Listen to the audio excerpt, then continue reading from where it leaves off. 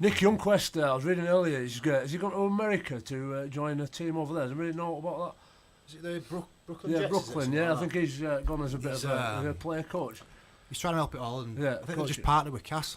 Right. I think today it's been announced that they've partnered with Cass. They're trying to get some young players going over there and trying to develop the game over there, which would be quite good. Obviously the lifestyle and things like that, it'd be fantastic over there. Best pre-season camps I've been on was America, and a couple of weeks ago we were great at the Canadian Rugby League show guys to come on here. He couldn't make it, he had to fly home at last minute, but they've got 100,000 followers, people watching their show in Canada, and apparently it's the fastest growing sport over there as well. They've got a league going, it's pretty big. If it took off in America, it'd be pretty awesome. That Jacksonville you're on about, aren't you? Yeah, mate. 3 years I went there with Salford, yeah. I've been there, class that place, isn't it? Well, we played you. Did you play the game? No, I never played you, no. I'd Right. already gone. Yeah. I was remember Carl Harris used to come in on it every Friday, have a bit of a team talk, and then put his cowboy hat on. As soon as he put his cowboy hat, lads knew what was happening. He goes, "See you all Monday." And everyone just used to get up and just run out. Everyone had the weekend to themselves. Class. Some good times over there. Great bloke, Carl Harrison, at Halifax at the moment. Are you going to play for Halifax? I'm a bit worried. I'd love to play for. It's my hometown club at the end of the day, and all. I always liked watching going Wigan when I was a kid, but Halifax is my club. I'd love to go back there. I'm not sure about the sword. You know. Yeah, I've heard about the sword. See, I don't know Carl very well. I see him in office and I see him about, and it's been a tough start to the season, but they're back on track now, back up to second, looking good for playing Lee next at home. To win that, we'll go to top of the league. I think I'm confident they're going to come first or second this year and get the parachute payment they need to challenge for Super League and go full time next year. But I haven't seen no sword yet. It's a massive club as Halifax, and I hope they do me, because it's like he's huge as rugby in Halifax. But basically, if you ever go through a bit of a losing streak with Carl, obviously he's a big man anyway. He's a bit like hands like huge. bears, hands like bears, aren't they? Pauses. But he comes in and I think someone said he stole it off Nobby. Off Nobby, is that right? Yeah, you lads. If If you went through a losing stage, you come in, he has a massive samurai sword, and he says it's, I don't know, he's chopped about 4 Frenchmen's heads off, he reckons, or something. I don't know. But literally stands there in the thing pointing the sword at you, like literally about an inch away from your nose when you've gone through a bit of a losing streak. So yeah, I'm not sure I'd like that treatment again, really, if I'm being honest. You say got it from Nobby, didn't you? Yeah, I remember when I was at Bradford, I first came through and I jumped in a few videos with first team because I wasn't with them at the time, and Nobby'd sort of wave it about the front and it'd be, my young Jedis and all this sort of stuff. Like, what's going on here? Next time we'll start back at demonstrate, but not for me, that. No way. Jedi Warriors. Yeah. Right, game review time, Jonesy. Where do you want to start, mate? Game review, let's start with Huddersfield. Yeah, absolutely. That's what I've got down here. Shocker.com. Come on, boys. What happened? Let's have it. You've already mentioned that you had 12 sets in that second half. Obviously, you had the game pretty much wrapped up. It all come back end. You lost Leroy Kudrow, I believe, in first half. Ankle injury. When I talked about going for my scan, my bicep today, Leroy was in after me. I spoke to him today, trying to get some banter on you guys, but he won't give not away. He says it's you lot always spraying them. But obviously a big loss for you in a game like that. What went wrong for you? I think we touched on it before. We just never give ourselves an opportunity. I think we had 12 sets in the second half. Probably, I think 5 were completed. Is that right, Ross? Something like that. Class. And it's just not good enough for a top side, and we expect better than that of ourselves. And obviously playing a good side like Warrington as well, giving them opportunities like that, you're only going to end up one way. And I think in the first half we didn't really do ourselves any justice. We did rack up a bit of a score in the first, but I think we were similar sort of to what we were in the second regarding the completion and stuff. So sort of come back to bite us a bit, and obviously we're learning and still getting some players right and things, and we've got a couple of new players on board, so it'll just take a little bit of time to click. I know bogey teams are a regular thing in sport, innit? When you look at these perceptions and try and look at the stats. Obviously Leeds have struggled with Huddersfield the last few years, and you could say that our bogey team in a funny sort of way.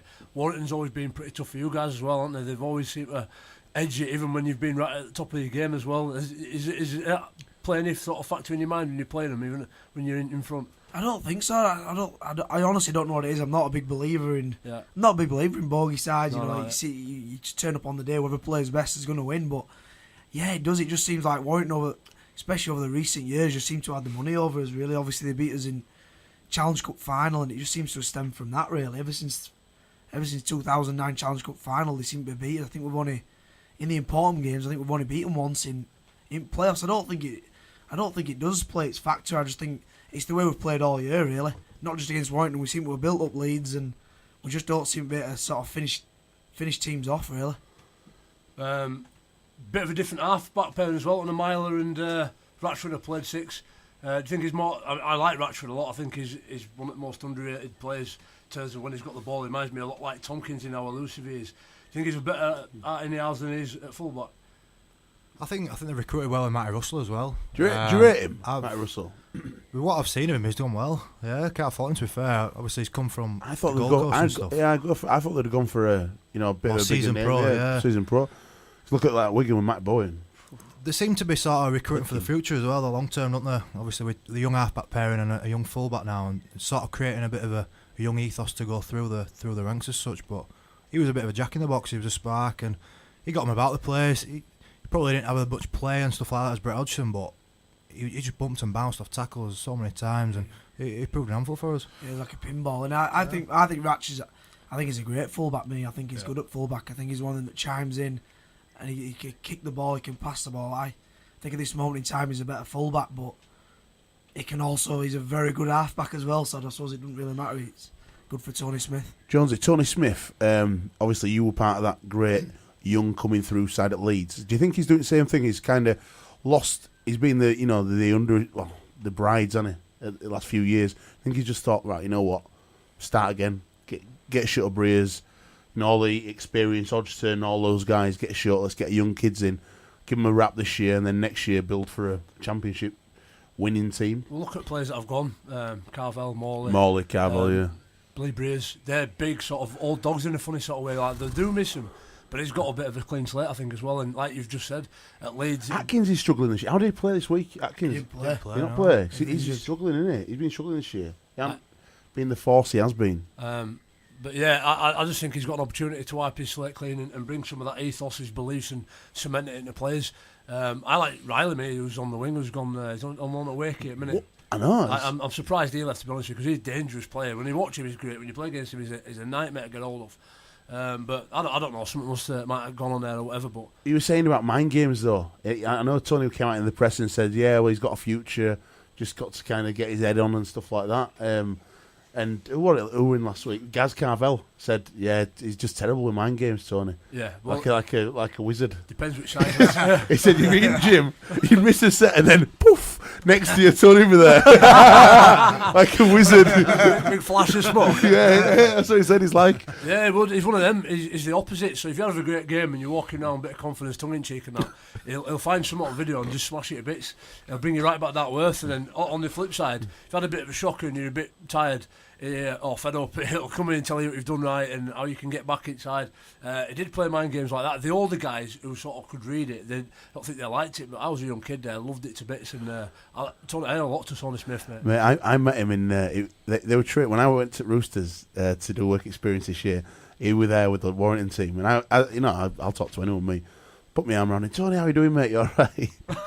He was talking to Trent Robinson. I stood right between them. And asking him about what he thought of the structures again. Talking to him for a good hour. Really, really, really educated bloke. Yeah. Very intelligent. And he had so many good views. And to be fair to him, he says, look, he doesn't know if it's going to work, but they've got to give it time, the structures. And he had so much to say. I just thought, wow, really impressed with him as a person. It just turns a game into science, mate. You stop a game at any point in the 80 minutes and you should be doing something somewhere. And for me, I think the game 2004 when he won it was, I think the game changed a little bit, and it followed him a little bit. And Tony Smith had a lot of disciples in the same way Michael Maguire has, in the way that he coaches. That stems from Bellamy. Well, he put all the platform in at Wigan, didn't he, Michael Maguire? Yeah. That they've just built on with Sean Wayne. And they've just continued it going, and but every new coach adds their little bit, and we all learn new things. Tony Smith, one of the best without a doubt. It's funny actually. I don't know if you've been watching any NRL this year, Jonesy. NRL? Yeah. I have, yeah. Rabbit Hills are struggling this year. I'll tell you one. What game did I watch the other day? It was awful. Newcastle. Newcastle played Cronulla. And I'm sat there thinking, NRL's supposed to be meant. This would be an awesome game. Nah, they're rubbish, them two teams. And it was you've got two of the worst teams in the comp, because Cronulla, all the best players are injured. All of them. All the best players. Callan's out. They're all out. Apart from Tuck Cannon just came back, didn't he, last week? Right. But they're just terrible, really poor. When they were playing well, when they went for a good spell, they did like 5 drives for a settler. And then when on bad runs, they knocked it on at first play. Honestly, mate, I couldn't believe it. To be fair, they keep saying how the NRL's light years ahead of us yet. It seems really strange how many halfbacks that we're average over here that are actually making names over there now. Like Witt's over there doing well, and you know, Dobson and Aldruff. Dobson played, yeah. Do you know, like all them are getting starts, and it's. You're saying they're all average? No, not all. Just think when you come over. Robbo saying he's going to go over there and he should be killing it. He should be killing it over there. Easy. Seriously, have you fancied it? I just think they undermine us a little bit, and I think we're sometimes over here when you get an Aussie that comes over, and if he says good day, mate, you automatically think he's better than the bloke says, hey up, pal. You and Keith should go out together. Do you know what I mean? You're best mates in the world. I do. I just think sometimes you get a bit of a raw deal, and I do. Look, at the end of the day, the Australians, every time they have beat England, and you know they are being superior in that sort of top bracket of players, but I don't believe that every Aussie over there is miles better than every British player. Good perception. I was coaching at Stanley and we had a lad come over, an Aussie, called, I can't remember, something Webb, and I thought, oh, he's Aussie, must be great. Honestly, and him at Cass at minute was playing, who come up from Ferres. Liam Finn, killing Finn, it. That's it. Man of match this week. When I saw him, I thought, oh, he's playing well, he's a good player. He must You be know Aussie. what? Yeah, you never were from, No, did you? I didn't know anybody. I thought he's a good player. Him, he looks got time up ball, and I thought he must be an Aussie. But yeah, you're absolutely right. Have you ever fancied going over? He's from my amateur team. He's finished same amateur team. Yeah, guys have a crack. Do you know what I think? I think the big thing at the moment is they seem to be very, very keen on our forwards. Really, they seem to have a bit of a perception. Obviously, I think it's sort of ingrained in them now because Moz has gone over there and done well. Gaz Ellis went over there and did well. Now Burgess have gone over there and done well. I think I'm getting to twilight of my career really, and I don't think they'd take a punt on somebody my age. But I think, you know, if you're an up and coming forward, I think what's the lad who went over from Warrington called? Moss-up. No, that's Wigan. What's the one from Cooper. Cooper. Do you know what I mean? Do you know what I mean? He won't say in the world like, oh, he's a decent player, but by all accounts, he's gone over there and he's killing it. Gary Everton went over for a few weeks ago for a bit of a trip and a scout and whatnot, and he was saying when he come back that props are the in thing now over there. They're the ones that are getting the big money and the big deals, and they're in fashion. If they build a platform over there, that's how they play the game, innit? It's all about forward domination and then give them space for halves to work behind. Brett's licking his lips. Yeah, well, this is it. The big money, Brett. He's putting games into every. Because they have. Yeah, I'd be keen to go to us as well. I heard that St George were looking at you. That's what I heard that, honestly. Do you want to give me a number after? Send it to Gaz Widdup. He's been the best player of the round so far. Yeah, he's killed it. Left Melbourne Storm. Everyone was saying, well, will he cut it without Billy Slater, Cooper Cronk? And he is killing it. Yeah, that was the thing. Like, obviously, I were in England with him and stuff, and it was always a case of could he steer the team around? Could he do this, that, and other without the likes of Cameron Smith and Billy Slater around and Cooper Cronk? He's unbelievable, isn't he? Like, but when we had him there, it was fantastic. Everything he did was really good. Semi-final. No idea, but I think he proved his worth in the semi. Totally, yeah. And he's definitely going to be the one to watch. Just sorry, really quick. I know we're getting some waves down there. Talking about big money, World Cup. They've just announced they've made £4 million profit. I think from that. I think that's brilliant, isn't it? Fantastic. What would you do with it? Where would you invest it, Simo? Now? Where would I invest £4 million? Well, a few parties. A bit of a dance. I'd have Rugby AM on TV for a start, definitely. Better win pay. I'd have, you know what I'd do? I'd get as many ex-pros and stuff coaching junior teams, as many people who've got professional experience playing rugby league, helping junior teams out, and even if it's like £100 a week, £200 a week, whatever it is, to keep ex-pros in the game, because they're the ones who've got that bit of knowledge. Because I see it coaching Stanley. I come with mad players in me all the time, and it's good because when you see the kids doing it on field, it's so rewarding. But to get somebody like yourself, you know, when you finish your career, you might not be able to get a start. Oh, you'll be all right because you're Gary's boy, aren't you? But it's like someone like you know what I mean? Right, one of the lads who probably, you know, was a bit on not the star player in that, leaves a club like Leeds, you know, gets a job, because obviously after your career you're going to have to get jobs because it's not big enough paying as an industry. But if you've got some kind of network in place, some kind of pathway to coaching that gives junior teams a better level of coaching, that's the only way, in my opinion, to raise the whole standard of rugby league. He's smart, he's switched on, and he'd be more entertaining than Kukash as well. Mate, So, I'd get naked. I'd run around naked. speaking of whom, Hull FC versus Red Devils, 30 points to 8. Massive win. Big win that for Lee Radford. He cited the effort of the old boys for their win. Inside info, yeah. Rad has said he was going to knock everyone out if they didn't win. Well, I'd play well because he's a tough hombre. I've told you a million times, saved my life back in 05 YouTube. Have a look. I played in that game. That were ruthless. That were awful. That. Running in 5 of them, giving me a right eye in. Colders playing kabaddi and played Tiggs, weren't they? We were tigging everyone them. There's some good players there. Sam Moore played in that. Moy played it. When you look back now, you didn't realise it. Was it as well? Yeah. Mateo, the big halfback. Kukash lost his rag a little bit. I think he's approached Wigan anyway for Yestin Harris. He wants him to go as an assistant. Said he's going to shake up backroom staff. And if as long as he's still there. Well, this is it. This is it. Give him a ring. Make sure he's all right. I don't know. But he said players are going to be changed as well soon if they don't start performing, which is just cracking. 7 games in. This is the part of him that's a bit naive, I think, long term. But you've got to give him a chance. They've got to gel. Someone needs. You know what we need to do? We need to get Marwan in here. And just tell him straight. I think you should tell him, Jonesy. Say, Marwan, mate, Rome wasn't built in a day. No. I also don't think players respond well to that, you know. When you, and backroom staff, I think when you're under so much pressure, you're under pressure anyway. When it's constantly, you know, it's coming, he's breathing down your neck. I can't imagine them gelling any quicker, really. I think it would probably have the adverse effect myself. Jamie Foster in to gel them all up. Hey! See what he did there? Bad ones at Feeling best. bad ones at best. We saw it what they did, didn't we? They trained afterwards in Bradford. Yeah, they did. It was looking in perfect condition when he's there. He's for reaming training it. as well. He's ream. Oh, is he? Well, when we went to St Helens, bus were dead quiet, obviously serious. Then we passed his barbershop. He's got like his barbershop called Summit 22 or something. It was like, it's there, it's there. We was running it back at bus to see it. Anyway, moving on. I didn't see him with his tag. Has he got an OCD about his tag? Is that right? Yeah. Touching Tags, yeah. And his grandma makes him a quilt of tags. Yeah, it's weird. You know, like Weird. the tag out of t-shirts, yeah. Jazz Samet pooed in his shoe, and he still wears it. But having said that though, everyone bags him every week on here. Every single person who comes on bags Foster. We need to get him on just for banter. We'll make him a tag quilt as a present. But he scored one of the best tries I've ever seen when he put ball around his back and put it in corner against Leeds. Yeah, and that were class.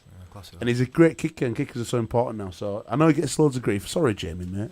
I don't give him grief. I'm going to give him grief on pitch at weekend. I'm going to give him some right grief for lads. I'm sure he's a good lad. I've never met a bad rugby player. Widnes Vikings 22, Bradford Bulls 18. Is that right? That's right. Yeah, that's right. Yeah. Yeah, that's pretty. Kev Brown married Kev, killed it. Mate, the Avatar. I was going to say Kev Brown here a few weeks ago. Every time I see a picture of him, he's smiling. It looks like he's having the time of his life. I've got to ask you two guys. Because he's been on here. He has been on here, exactly. That's why he's happy. Do you guys miss him? Not maybe just as much as a player, but on the off the field as well as a bit of a character. He's a good lad to have in the group. Yeah, good. Like, I grew up with Kev basically. We know Wigan 15. You never grew up, mate. Yeah, well, kind of. Just got older, really. we went through scholarship schemes together since about 12. Then played academy together, alliance together, then first team together. So then I played with him back at Huddersfield. Yeah, so me and Kev were pretty close. Got a good story about Kev really getting. Go on. Then. Well, basically what happened is Brian Carney we were stopping at Clubless Centre, is it? Is that in Lanzarote? Lanzarote, and basically, we didn't know what was going on, but every time we came back to our room, somebody had been doing something to the toilet where you couldn't flush it, and a couple of lads basically were going to our toilet on a regular basis. As you can imagine, like a mound. Oh, no. Kept having a guy to come and undo it for us. He thought we'd take him, Mick did janitor or whatever. Anyway, after a while, we snuck back into Carney's room, realised it were him, and we took the aircon, the front off the aircon, and we put something behind it. All I can say is Kev did something behind this that was ridiculously smelly. So every time they were blowing aircon out in the room, they were getting this smell. And anyway, it kicked off. I found out Kev. I just saw Brian Carney have Kev in a headlock outside, pop his little head. His neck wasn't always that long, you know. And I just saw that. I just closed my door, thought I'll let him fight it out. And then, but I totally forgot the next day we'd made peace. And there's a running track round where you train, isn't there? Do you remember that? There is, yeah. We used to do biathlon. And I that, totally forgot what I'd done. I'd put Tabasco sauce from all that stuff in Carney's cycling shorts. And I was running around and I just saw him, sort of like it was red hot as well. Pull him off so he's naked. And just start screaming. He gives himself burns. And run over to an ice bucket restaurant and says she was sat in an ice pack. And he just sat there like looking at me like he's going to kill me. So I had to apologise to me and Kev kind of. We want the flavour of the month, that all this, should I say. We had to, like, pretty much, we were like in detention, we just had to sit in front of the coach for the rest of the trip, away from all old fellas. But yeah, we missed Kev, you know, I obviously had some good times with him, and I just think, you know, there were a lot of pressure going in at Widnes, really. Yeah. You know, with their big sort of star signing, but he seems to be living up to it. I heard he's on big money. Massive money. That's the rumour. Yeah, that's the rumour. That's the rumour. Biggest paid man in Widnes. Well, he certainly deserves it. The minute where he's playing, he's been really good. Bradford lose Liam Sutcliffe, happy to get him back for this coming Easter period.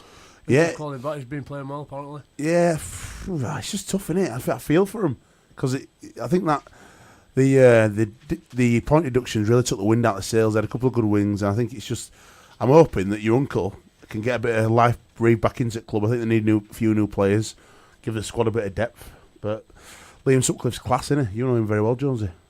I do, yeah. He's a good lad. I coached him in the 16s. Seeing him come through, I always said he was going to be a good player. Looked like Paul Cook, really tall halfback, but I think now he's put a bit of beef on as well. So it's a bit like when you used to play Andy Farrell. You don't know if he's going to pass it or he's going to run over the top of you. He scores some tries for Leeds. He's got great pace, great hands, great skills. Got it all, mate. He's going to be a star in the future. So happy to get him back. Speaking of Leeds, obviously Leeds St Helens gutted still. I had a good view, watched that game, half of it on the pitch, half of it off it. Obviously disappointed to picked up a bit of a knock and lose so narrowly, but you know, St Helens played really well and it was a fantastic spectacle. I think one of the saving graces everybody I spoke to about the game said it's great to watch on TV. I just got back from Dubai. Fish finger sandwich, standard. I love fish fingers. And put the match on and it would just, it's nice to be back to rugby, you know what I mean? Yeah. So, you know, they don't have. You were saying the other week you should have rugby in Dubai. It would definitely work, without a doubt, because they just love the sport. But let's get a view from the South Stand Tyre. What do you reckon to the game Friday? Absolute belter of a game, wasn't it? Cracking game. Can't fault the effort from both teams. And so good, Mike. So enthusiastic. Go on, you don't have to take over from Keith now. He's not here, so we're having a week off from Keith. So, go on, Tyre! Go on, Tyre! Give it to Keith! Emails out! I hope he's not listening still. I hope he's switched off. Get mad, go on, get please. mad. I love it when you're mad. Yeah, I don't get mad. It's when something offends me that I care a lot about. That's when I bite. Kyle Ablett played well. He did. He had a good game. Ablett's biggest fan. Number one fan. But the credit goes to all youngsters from St Helens. Every one of them were outstanding. What you know Nathan Brown pretty well. Is he a good coach? No, well, I don't know. I think he did wonders for my career. Honestly, he did absolutely wonders. I think In what respect? He was great for me. He's probably one of the most technically gifted coaches I've ever been under. Like, when he understands, honestly, the way he understands the game's class. The only problem is he sometimes overthinks the game, so he sometimes gets too clever. So rather than just making, say, a centre gets injured, a winger will play. He'll attack in the centre and then defend on the wing. Sometimes he can just get too smart. Yeah, I obviously I'm big mates with Luke O'Donnell, and he used to come round sometimes and go, "Oh mate, they're playing like centres at prop and all That's sorts what I mean. of stuff." Honestly, and when he used to go mad, Donsky. Technically about mad. the game, he's honestly he was miles above anybody I've ever had in this country. But then there's the other side of it where there's sort of. Obviously, that's probably what a bit of his downfall really would feel. But for me, yeah, he's one of the best coaches I've had. Is that like Luke O'Donnell was a nutcase because he was going to get told to play centre and he was one of the balmiest players I've ever played against. I think he was nuts anyway with Luke. I don't think he needed any sort of, I don't think he needed anything else. He's honestly, I would class him as one of my best mates in the world, Luke. When I get married, he'll be definitely like my usher or one of my best men, without a doubt. And although he's cause obviously I've never played rugby against him, we're good pals. Is he really balmy on pitch? Is he? Because he's pretty. You know him as a player. He's a tough. Tough. I think if I first met him when I played against him a couple of times for Casson, but he was so tough and aggressive and just didn't give a hoot about anybody really on the pitch. But I met him straight when I came to Huddersfield. met him. He was like the nice guy in the world. That is the Bring you nicest. in, so warm, really nice family. It was perfect. Just a great boy. Yeah. Mate, really good bloke, genuine bloke. And this year, I know for a fact the Roosters are like missing him and like saying he's going to come back, try and get him back out of retirement for this season. Yeah, it won't surprise me. He's a cracking bloke to have around. I know he didn't play much at Huddersfield and that, but the time I was there and obviously the games he missed, but the input around and in and around the place and just the presence he had. Well, I want to ask you That was a problem for us, you know. We had him and David Fayalogo, were probably our biggest signings in last sort of 6, 7, 8 years of Huddersfield. I think they only played some like 10 games together. Yeah. In space of 3 years. We just never saw them on field together. Yeah, he was gutted, to be honest. When he used to speak to me a lot about it, and he used to say, he was frustrated with like the hamstring and stupid little injuries all the time, picking him up, and it's costing him weeks out. And he used to go mad because he says, "I know my body, and let me recover." And probably have him running stupid, like overdoing it. I don't think it was Brown, to be fair. We had a conditioner at the time where he used to run you forever and ever and ever. Yeah. I think he might have been his downfall for that, really. But we seem to rush him back. Yeah. Rather than wrapping up in cotton wool and thinking we'll save him for big games, like they seem to do with Sean O'Loughlin. Yeah. You know, at Wigan, they seem to be smart with him. We seem to just sort of rush him back.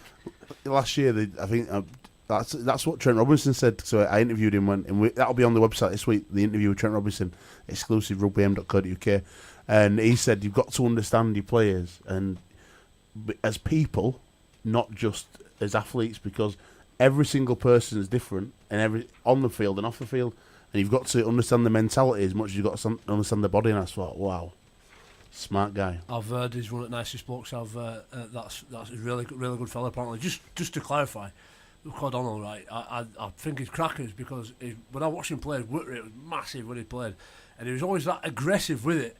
I don't know anybody else who's aggressive for that length of time. It's usually people get aggressive and mad when they're mad, when you poke them in the eye or something like that, but not just from kick-off or crap.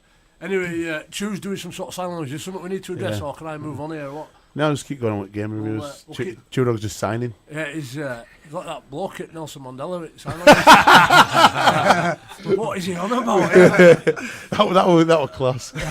You're like baby sign, aren't you? You're like Mr. Tumble stuff. Oh man, that guy's. I hate that. I hate him.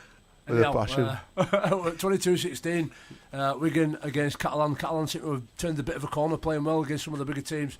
My boy, 2 tries. Mate, listen, did you see the try? I haven't seen it, no, but is it good? Oh, mate. Well, you've just been moaning about Bowen, I was rapping him. Oh, right. Mate, Yeah. unbelievable. Last minute of game, Right.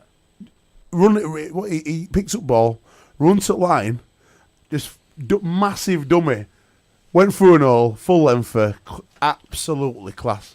The guy's like 45 or something. He's 30. He's 32. He's 32. No, he's not. He's Abo. That means at least 10 more years. He's like Samuel Eto'o. Africans in Abos, 10 years extra. Is that why Carl Abbott looks so old? Abbott. Yeah. 50-year-old. 40-20. No, I interviewed him on Monday for magazine. What's he like as he's a a good person? lad, really nice lad. He is very Aboriginal, and he got offered the job of being the. Did he have a bottle in a brown bag? full of petrol. No, he was offered the job of being the Indigenous ambassador over there, obviously up in Townsville. He's a one-club man, played all his career there, played a lot of touch rugby, yard football. Didn't start playing until he was 12, which is quite late. And when you play that late, you end up in back row or on wing or something like that, don't you? Usually, very skillful player. And he's a good lad, mate. You have to, obviously, I can't say too much, got to read the magazine, but I'm just glad to see him scoring tries. One of the big things we talked about was whether he got fed up of people comparing him to Sam Tompkins all the time, because he's not Sam Tompkins, he's Matty Bowen, and he is what he is. Mate, he's a legend. He's a legend, mate. You look at his career at the Cowboys, he's unbelievable. Some of the tries on YouTube are phenomenal, and obviously we're going to start getting graced with some of that in Super League. Good stuff. Cool.